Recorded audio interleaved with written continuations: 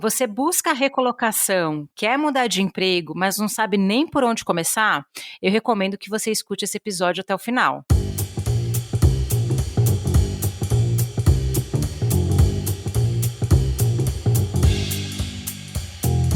Olá, esse é mais um episódio do Foca no Trabalho, seu podcast semanal onde a gente fala sobre trabalho, carreira, recolocação, mudança de emprego, transição de carreira. Eu sou a Lê Falsarella. E eu sou a Bru Garcia e hoje nós estamos com uma convidada super especial, a Neiva Gonçalves. Neiva, se apresenta para o pessoal. Olá, me chamo Neiva, eu sou psicóloga. Desde 2002 eu atuo na área de recursos humanos. Hoje eu sou diretora de carreira da Success People. Nós somos uma Earth High Tech com foco em tecnologia e neurociência para empresas e carreiras. Muito legal. Eu tô super feliz que você tá aqui com a gente, Neiva. A gente já se conhece há alguns anos. Eu acompanho o trabalho de vocês já tem bastante tempo e muitas pessoas pedem a nossa ajuda para falar de mudança de emprego, recolocação, a transição de carreira, que é um tópico que está super em alta. Então a gente quer muito agradecer a sua presença de verdade para a gente se aprofundar um pouco mais e falar com quem é especialista na área e que trabalha e que vivencia, que está ali no dia a dia mesmo, o que é uma recolocação, uma mudança de emprego, porque tem estratégia no meio, né? Sim, Ale e Bruna, tem bastante estratégia. Hoje, quando a gente fala de empregabilidade, quando a gente fala de uma recolocação, a gente não olha só as pessoas que estão naquele momento procurando uma recolocação no mercado, mas pessoas que também às vezes estão trabalhando e querem fazer essa movimentação de carreira. Buscam movimentar ou mudança de segmento, ou mudança de área de atuação, ou ser promovido, né, ter uma recolocação em uma outra empresa também. Tudo isso hoje a gente olha também com muito carinho para essas pessoas que queiram fazer esse movimento de carreira. E é um momento onde a pessoa precisa de ajuda, né, Neiva? Muitas pessoas se sentem perdidas, às vezes elas sentem que precisam mudar, mas não sabem qual caminho tomar, para onde ir, e aí que entra essa estratégia, né?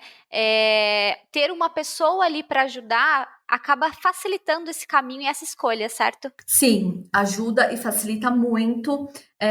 Dar a mão, né? Dar a mão para a pessoa, ajudar a pessoa, guiar a pessoa, faz muita diferença na carreira, e não só na carreira, viu? Faz diferença na vida da pessoa. Ainda mais hoje, com essa questão de pandemia, tudo muito misturado, né? A vida pessoal com a vida profissional. Então, a gente também ajuda a mudança de vida da pessoa. Para quem está ouvindo a gente, nunca ouviu o termo, né, estratégia de recolocação ou estratégia para mudar. Por que a gente usa o termo estratégia? É para você montar um plano, né?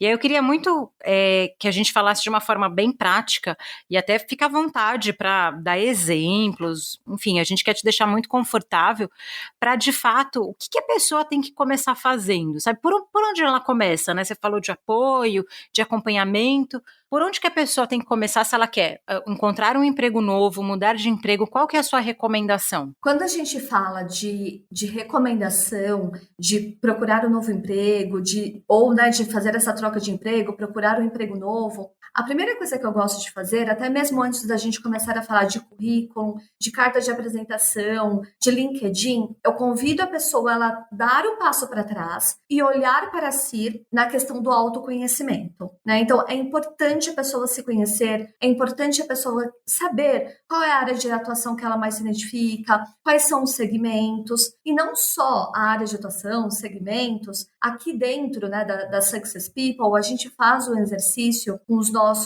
chamamos de assessorados, que a gente foca muito no exercício que a gente chama VIP, que a gente fala do quê? Valores, impactos e propósitos de vida. Então, a gente entra com os nossos, né, clientes, com nossos assessorados, perguntando quais são os seus valores de vida, quais são os impactos que você quer causar no mundo, qual que é o seu propósito de vida. Em cima do VIP, a gente já começa a fazer uma direção também desse autoconhecimento e ajudando na questão de empregabilidade. Após isso, o que você tem que ter? Você tem que ter um currículo, né? Um currículo muito bem feito, um currículo muito bem escrito, uma carta de apresentação. Importantíssimo você ter uma carta de apresentação também, sucinta, objetiva, mas é importante a carta de apresentação. E hoje, o que a gente tem utilizado muito é a questão do LinkedIn, né? Você estar no LinkedIn, você ter a sua marca pessoal no LinkedIn, importantíssimo quando a gente fala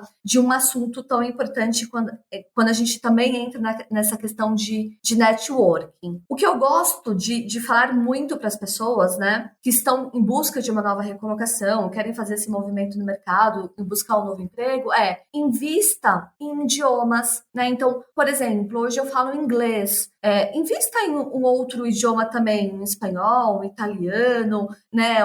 Um idioma que você se identifique, que você tenha a sua empregabilidade maior também. Invista em cursos, né? Invista em MBA, pós-graduação, graduação, cursos de atualização. Neiva, eu não, né, tô desempregado, eu não gosto muito de utilizar essa palavra desempregado, mas eu estou em busca de uma nova recolocação, eu não tenho como investir no idioma, eu não tenho como investir numa pós, numa graduação. Hoje nós temos cursos na internet de fácil acesso, onde as pessoas conseguem fazer, às vezes gratuito, às vezes com valor mais simbólico também. Então, investir, né, na carreira, idiomas, cursos vale super a pena. E uma outra questão também, né, quando você tem a questão do seu currículo pronto, sua carta de apresentação pronta, investir também no seu networking, conversar com pessoas que estão próximas de você, não só com pessoas que eram do seu trabalho, mas às vezes um vizinho seu, um dentista, um médico, ele pode te ajudar a você a enviar o seu currículo, a esse networking também. Se eu for dar exemplos aqui para vocês, eu tenho diversos exemplos de pessoas que se recolocaram, com o vizinho ajudando, com o pediatra do filho ajudando. Então, invista também nessa questão de networking, porque vale muito a pena. Posso fazer um comentário?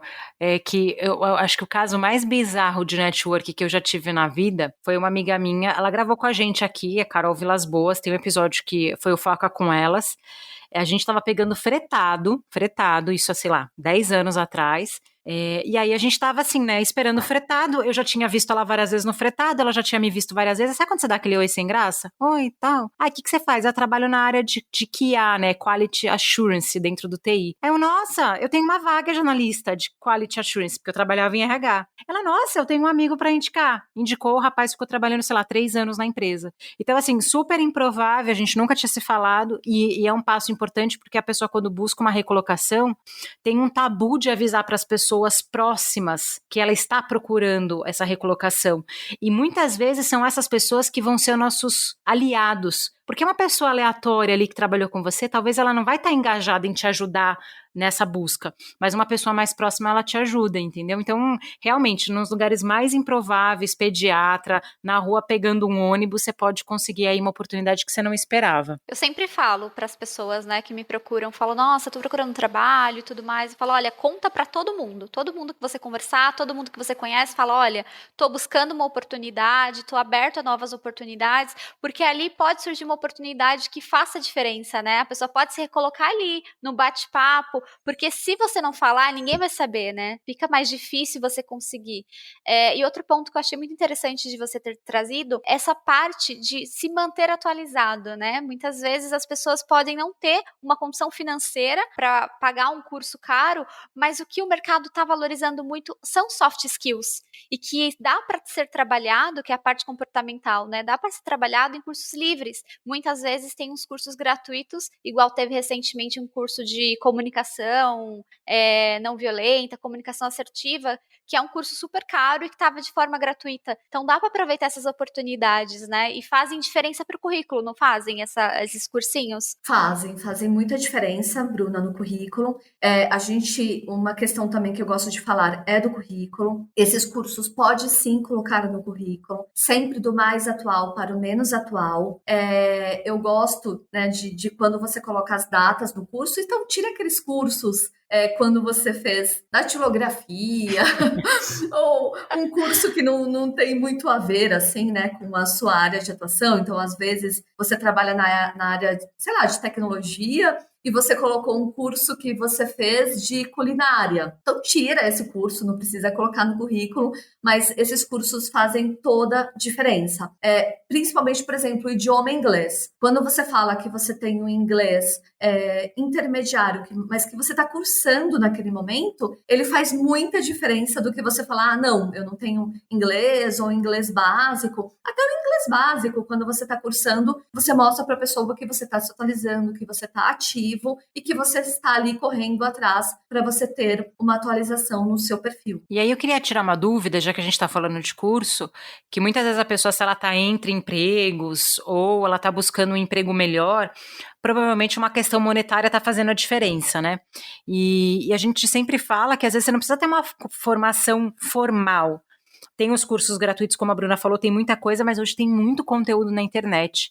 Se a pessoa se organizar e realmente procurar informação, ela consegue muito conteúdo no YouTube, muito conteúdo em blog, e idioma é uma coisa que você tem, assim, se você colocar no YouTube, tem muitos vídeos para você sair do nada, sabe? Você tá com inglês básico, para você ir pelo menos para um intermediário ali, às vezes nem precisa investir. Claro que é muito melhor você ter um professor. A gente teve um episódio aqui com o professor Lion, faz toda a diferença. O idioma, o inglês, assim, não tem o que falar. E muita coisa a gente usa o inglês no dia a dia, você não fica tão perdido. Mas também tem essa opção, você se estudar por conta, você se preparar. E aí eu queria puxar um pouquinho do LinkedIn, que você falou assim, nossa, estar presente mudou muito, né? Pós-pandemia, o posicionamento digital. Você falou um pouquinho de marca, de imagem.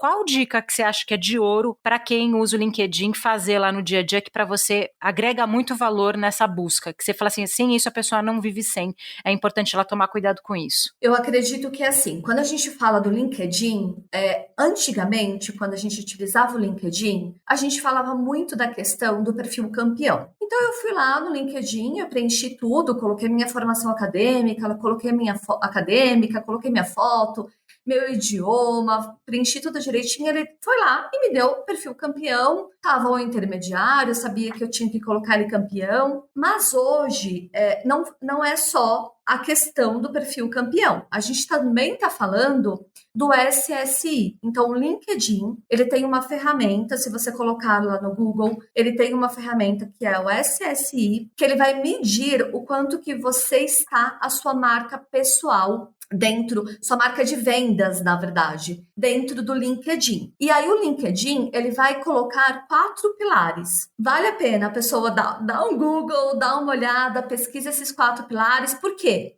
Ele vai entrar o quanto você se conecta com as pessoas, o quanto você publica, o quanto você curte, o quanto você comenta. Se vocês autorizarem, Bruna e Ale, a gente coloca o link no post. Acho que é super interessante. São 4 itens que o LinkedIn ele vai olhar para você e vai te dar uma nota. E aí ele vai falar como que você está, né? E aí esse seu SSI, ele vai deixar você mais vista ali pelos recrutadores. Enquanto mais você postar, quanto mais você escrever artigo, quanto mais você curtir, você responder, esse seu número de SSI aumenta, a sua marca, né? Ela vai ser maior, então você é mais visto pelos recrutadores também dentro do LinkedIn. Então, é importante ter o perfil campeão? Sim, super. Tem que ter o perfil lá todo preenchido campeão. É importante ter um número bom no SSI? Sim, é importante também. Não sabia desse SSI, obrigada, viu? Adorei essa dica, esse macetezinho. E aí a gente deixa assim o link, acho que tem tudo a ver, vamos deixar na publicação, se você está ouvindo esse episódio pelo Spotify, depois vai lá rapidinho no Foca, em todas as redes sociais, vai estar o link ali, porque é bom você acompanhar, não adianta mais, parece que, como agora a gente está muito no digital, Neiva, meio que passou, só ter um perfil básico ali, meio que não está sendo suficiente, você tem que estar um pouquinho mais engajado, fazer posts no LinkedIn. A gente fez um episódio algumas semanas atrás, se eu não me engano foi o 86, 87, onde a gente fala só sobre o que postar no LinkedIn. Então tá, você fez o perfil, você já olhou o SSI, o seu perfil já é campeão, e o que você pode fazer a mais? Posts no LinkedIn, mas não é qualquer post, a gente tem um episódio só sobre isso, que é bem legal e muito bacana. Eu não conhecia essa ferramenta e achei assim sensacional para você ter um indicador, porque as pessoas ficam ficam muito sozinhas, né? Será que eu tô indo bem no LinkedIn? Será que eu não tô indo bem? Que legal, muito bem. Que bom, que bom. Vale super a pena. Ele muda a sua nota toda semana, né? O seu índice. Então, a semana que você interage mais, que você tem mais publicações, ele tem um índice melhor. E a semana que você não foi tão produtivo, ele cai o seu índice. Então, ou seja, não adianta você fazer uma semana e não fazer mais. Você tem que fazer e continuar para você ter o seu índice uma nota boa, para os recrutadores sempre te encontrar ali com maior facilidade. Perfeito, ótima dica. Já dá para dar um norte ali, já dá para entender como que tá, se eu estou utilizando de forma correta a plataforma, né? Nós olhamos o currículo, né? Falamos aí do currículo, falamos do LinkedIn. E tem um lado muito forte, que é quando o candidato está fora do mercado de trabalho, buscando uma recolocação, a autoestima cai muito. Então, dificulta um pouquinho, ele fica muito mais nervoso para os processos seletivos. Quais são as principais perguntas, assim, que dá para se preparar para responder dentro de um processo seletivo? Ótima questão, Bruna. Muitas pessoas, às vezes, chegam até a Success People, né, e falam, olha, eu tenho um currículo excelente, eu tenho uma boa formação acadêmica, trabalhei em excelentes empresas, isso acontece muito com a gente, mas assim, a hora que chega na entrevista de emprego, eu travo, eu não consigo responder as perguntas, eu fico nervoso antes, durante e depois. Então, quando a gente fala de questão de perguntas mais frequentes na entrevista, eu fiz uma lista aqui de top 7, falando um pouco sobre essas perguntas. Normalmente, o recrutador ele pode fazer outro tipo de pergunta, a gente está falando de pessoas, né? De pessoas que trabalham com pessoas, então, e de empresas também, que às vezes tem um roteiro um pouco diferente, mas essas top 7 normalmente são perguntas assim que vai ser difícil do candidato fugir dessas perguntas. A primeira seria fala rapidamente sobre você e sua experiência de trabalho, muito perguntado, então tem recrutador que gosta de entrar ali em cada empresa que você trabalhou, em cada resultado que você teve de cada organização, mas tem empresas que pede para você falar sobre você. E aí é uma maneira de você falar também de maneira rápida, de maneira objetiva, olho no olho, trazendo para o recrutador essa parte mesmo da sua experiência. Eu não gosto muito quando a gente começa a focar naqueles projetos que você fez de 1900, né, lá e bolinha.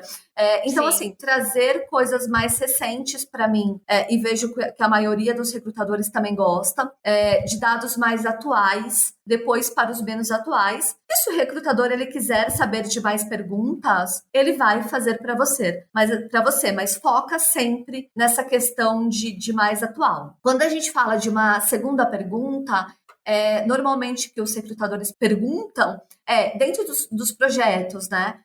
Fala de um projeto que você fez de maior relevância, que você já realizou de maior relevância. E aí a mesma questão, trazer um projeto mais atual e um projeto que você teve participação. O que eu tenho muito ouvido, as pessoas vão falar de um projeto e às vezes ela acaba falando muito da empresa e ela esquece de falar dela, né? Então, por exemplo, eu sou da área de direito, eu vou falar o que a empresa faz, qual que é o segmento da empresa. E eu esqueço de falar o que eu, como advogada, eu fiz ali no meu dia a dia, o que eu trouxe a sua de resultado. performance, né?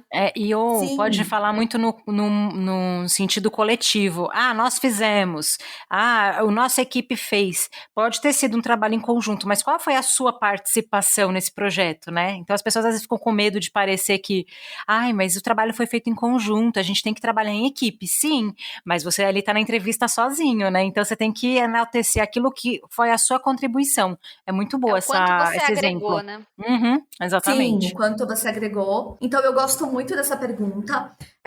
Falando aí da pergunta 3, né? A empresa pode perguntar para você o que você sabe sobre nós. E aí, Ale, eu vou pegar um gancho até com o que você disse, né? Hoje, antes você falava, olha, estuda sobre a empresa, missão, visão e valores e tá tudo certo. Hoje, não. missão. Você tem que estudar, sim, visão, missão e valores, mas você tem que olhar além disso, né? Então, quando eu falei para vocês lá no começo do VIP, quais são os seus valores, quais são os impactos que você quer causar no mundo e quais são os seus propósitos de vida, isso está batendo com o que a empresa oferece? Então, por exemplo, eu sou vegetariana, eu vou trabalhar em empresas que vão causar esse impacto nas outras pessoas também. Eu sou vegetariana, eu não vou trabalhar num açougue. Não faz muito sentido. Isso. Né? Ou eu não, né? Eu sou contra bebidas alcoólicas. Eu também vou ter ali uma restrição de algumas empresas ou empresas que vendem cigarro. Então é interessante que você olhe também, além de visão, missão e valores, que você olhe esses pontos também. Daí tem uma outra pergunta, né? Que eu coloquei aqui como pergunta número 4, é porque devemos contratá-lo. Esse tipo de pergunta acontece Essa muito. pega muita gente, hein? Essa pega muita gente. E aí, Bruna, o que eu costumo dizer? Faça um link com o que você estudou sobre a empresa e de você, né? Então, deve contratar por quê? E fazer esse link, né? E sempre, assim, brilho nos olhos, olho no olho do recrutador e mostrando, né? O que a empresa precisa, o que você tem para oferecer, o que você tem para oferecer, o que a empresa precisa. Então, fazer esse conjunto do que a empresa deve contratá-lo. Quando a gente fala de uma pergunta aí, número 5, quando eu falo sua expectativa de o recrutador perguntar, né, qual a sua expectativa de carreira em 5 anos, normalmente o recrutador ele pode te perguntar qual a sua expectativa de carreira em 2 anos, ou em 5 anos, ou em 10 anos. Normalmente é para ver o quê? Como que você quer estruturar a sua vida daqui pequeno prazo, 2 anos, 1 ano, quando a gente fala em 5 anos, médio prazo, 10 anos, um longo prazo. Então, trazer muito essa questão do que você realmente quer, né? Não adianta falar, eu li na internet que é legal falar que eu tenho que ter um intercâmbio. Mas você quer ter esse intercâmbio? Você está fazendo um inglês ou um outro idioma para você ter esse intercâmbio? Então, são coisas que você tem que falar que você realmente está fazendo para ter. Então, eu quero, daqui 5 anos, ter um MBA, uma pós-graduação, um segundo idioma. E você pode trazer coisas de aspectos pessoais também, né? Eu quero estar casado, eu quero ter um segundo filho, eu quero crescer a minha família ou não, né? Quando a gente tem pessoas que não querem essa opção, mas fazer um exercício físico que gosta muito, começar a tocar piano e assim por diante, né? Então, trazer o que você quer como vida também. Uma pergunta, quando eu falo a pergunta número 6, qual o seu motivo de desligamento? Importantíssimo você responder de uma forma sucinta, objetiva, direta. E, gente, pelo amor de Deus, evite falar mal das pessoas, evite falar mal de ex-chefe e dar nomes, porque o mundo é muito pequeno. Então, evitar isso também. E quando a gente fala da pergunta número 7, qual a sua pretensão salarial? Vão te perguntar, né? Ou no início da entrevista, ou no final da entrevista, em algum momento vão te perguntar. A minha dica é trazer o seu último salário, falar quais eram os benefícios que você tinha e dizer que você está aberto à negociação, que você gostaria de negociar ali a partir do seu último salário. Lógico, cada um tem que fazer a conta e ver qual é a sua pretensão salarial. Mas é importante você se preparar para isso também. Muito bom você falar da pretensão. Acho que você tocou em pontos, Neiva, realmente delicados. Quando eu penso nas perguntas mais delicadas, acho que você abordou quase todas, assim, não vem mais nada na minha cabeça. E realmente a pretensão salarial e o motivo da saída é o que mais as pessoas ficam inseguras. Obviamente, vou recomendar também um episódio que a gente só fala sobre pretensão salarial, para a pessoa conseguir cavucar, mas a recomendação que a gente sempre faz, eu acredito que você vai concordar conosco, mas se for diferente sua opinião, por favor, fala a verdade. Você não sabe qual que é a sua pretensão, você está muito tempo fora do mercado, fala, meu último salário era esse, eu trabalhei não sei quanto tempo, minha régua é essa de mínimo e máximo, porque todo mundo tem um mínimo e máximo. Você não quer ser duro na sua pretensão e falar, nossa, minha pretensão é R$1.000, pronto, acabou. Não, fala, olha, o meu mínimo é R$1.000, R$1.500, e aí eu consigo flexibilizar e, né, eu ficaria muito feliz com uma expectativa de tanto. E sempre aberto a negociar. Então, você está inseguro? Coloca sei lá, 10% a mais do que é o seu mínimo para você ter uma margem, o que eu percebo é que as pessoas elas ainda têm dificuldade de falar o porquê saíram, falar de pretensão e sabe que vai perguntar. E eu achei muito bom você trazer essa luz de que as pessoas vão perguntar, porque às vezes a gente fica muito no nosso mundinho. Eu pergunto isso, os meus colegas perguntam, então como você tem aí assessorados, a gente percebe que isso é padrão nas empresas. Então tem que ir preparado, não adianta fingir que, nossa, eu não sabia que iam me perguntar isso. E é claro que podem ter outras perguntas, mas acho que pretensão salarial, fale sobre você, por que a gente deve te contratar, são muito precisas mesmo, e eu não vejo o selecionador, pelo menos o RH, não passando por isso. O gestor, assim, as outras fases, nem tanto. Mas pretensão salarial é um ponto ali. E aí, como a gente já está chegando para o nosso final, eu queria muito que você trouxesse aquilo que você considera essencial de competência, não estou falando de competência técnica, mas de soft, para as pessoas que estão buscando, ou que buscam uma transição de carreira, uma transição de emprego. O que você considera que de soft skill, de competência comportamental é o mais importante, que a pessoa precisa ter, para se caso ela não tiver, ela fazer que nem a Bruna falou, vai estudar, vai investir. Você tem assim um top 3 competências comportamentais que são importantes? Ale, eu tenho sim. A questão que a gente vem falando muito, eu vou trazer alguns aspectos que a gente vem vivenciando muito com a pandemia, né? Então a gente está falando muito trabalho em equipe, muito. Então foquem nessa questão de trabalho em equipe. Então, eu sou da área de comercial, eu não vou ter a relação com a área de marketing, mais do que nunca você tem que ter essa relação.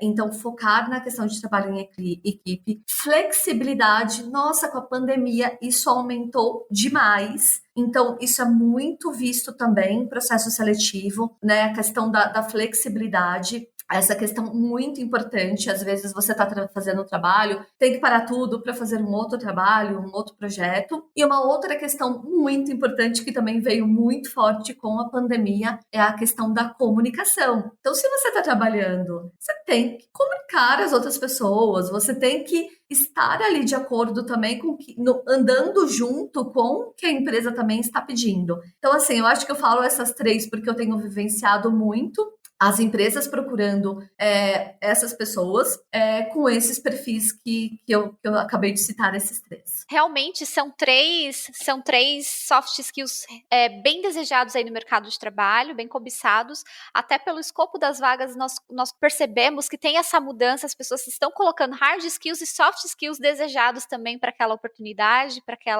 aquele cargo, e muitas pessoas acabam não focando nisso. Até uma dica que eu achei muito importante quando você fala do VIP, né?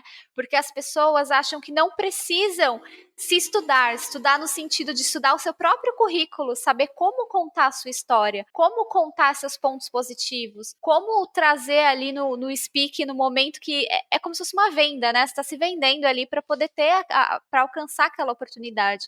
E muitas pessoas acabam não sabendo como falar. Então, todas essas dicas, assim, foram de extrema importância e saber quais são seus pontos fortes da parte comportamental, olhar uma oportunidade, saber que você é aderente, dar um match perfeito ali, eu acho que faz toda a diferença, né, Neiva? Faz toda a diferença. E eu posso dar mais uma dica? Claro! Trabalho voluntário. É uma questão que eu gosto muito, eu, Neiva, gosto.